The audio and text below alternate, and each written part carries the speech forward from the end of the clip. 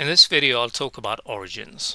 So every object that comes in, you can see where the origin is via this white dot.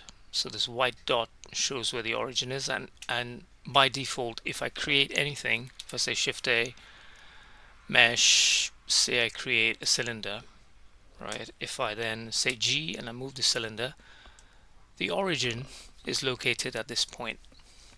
So in Maya, the way you change the origin is you would hit the insert key, a gizmo would appear, and you could snap the gizmo to various points.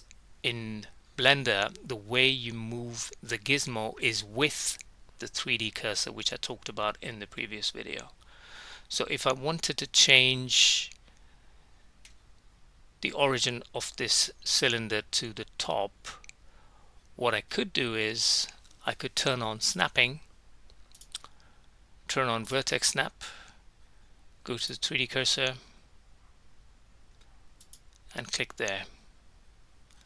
Now I go to object, I go to set origin, and I say origin to 3D cursor.